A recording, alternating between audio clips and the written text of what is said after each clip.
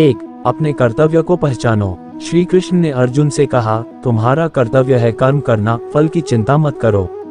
इसका मतलब है कि हमें अपने काम को पूरे मन और निष्ठा के साथ करना चाहिए, बिना इस बात की चिंता किए कि परिणाम क्या होगा।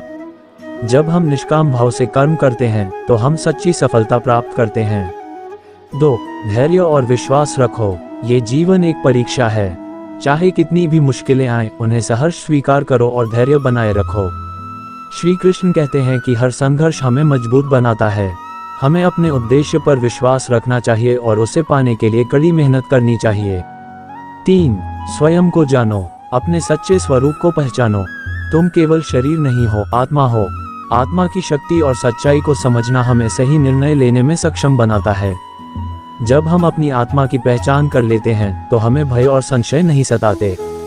4. मोह और भ्रम से दूर रहो। श्री कृष्ण ने कहा, मोह और अज्ञान जीवन में समस्याओं का मूल कारण है। हमें अपने जीवन में मोह माया से दूर रहकर विवेकपूर्ण निर्णय लेने चाहिए। मोह हमें सच्चे कर्तव्य से भटकाता है और उसे छोड़ने से हम जीवन के वास्तविक उद्देश्य को पहचान सकते हैं। 5. संतुलन बनाए रखो। सफलता और असफलता दोनों जीवन के हिस्से हैं। इन्हें समान रूप से स्वीकार करो। श्री कृष्ण ने सिखाया कि हमें न तो सफलता पर अहंकार करना चाहिए, न सफलता पर दुखी होना चाहिए। जीवन में संतुलन बनाए रखना ही सच्चा ज्ञान है। 6. समर्पण की भावना रखो। जो भी करो उसे भगवान को अर्पित करके करो। श्री कृष्ण कहते हैं कि जब हम अपने कर्म भगवान को समर्पित करते हैं तो अहंकार का नाश होता है और जीवन सरल हो जाता है। श्री कृष्ण की यह प्रेरणाएं हमें जीवन को सही दृष्टिकोण से देखने और कठिनाइयों का सामना आत्मविश्वास और दृढ़ता से करने की शिक्षा देती हैं। 7. सत्य और धर्म का पालन करो। सत्य एक महान शक्ति है। सत्य और धर्म के पथ पर चलना हमेशा कठिन होता है, लेकिन यही पथ हमें महान बनाता है।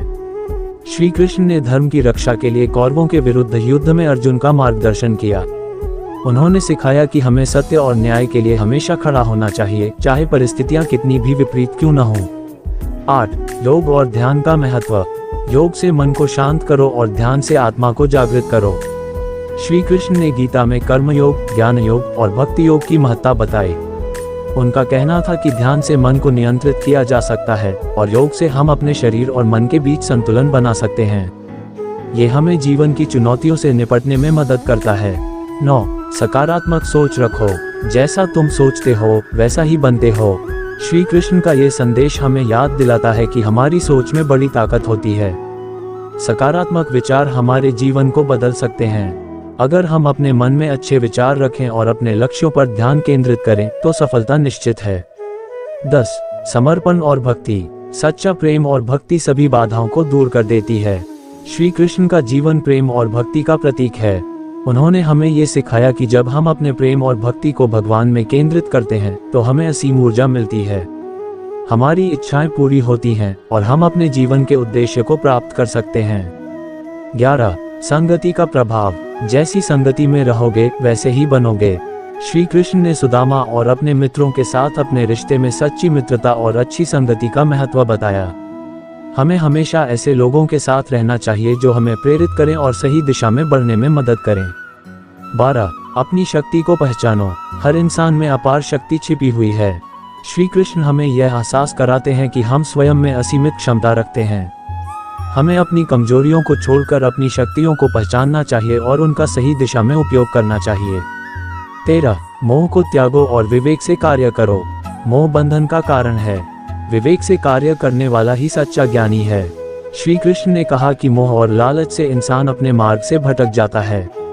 इसलिए हमें अपने विवेक का इस्तेमाल करना चाहिए और मोह माया से ऊपर उठकर कर्म करना चाहिए। 14. संसार में रहते हुए भी सन्यासी बनो। संसार में रहकर भी अपने मन को संन्यास की ओर मोड़ो।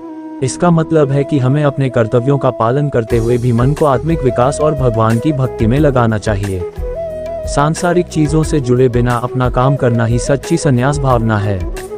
श्री कृष्ण की ये शिक्षाएं हमें जीवन में सच्ची दिशा दिखाती हैं और यह प्रेरित करती हैं कि हम अपने हर कार्य को निस्वार्थ भाव से करें। जीवन में चाहे कितनी भी कठिनाइयां आएं, हमें धैर्य और संतुलन बनाए रखना चाहिए।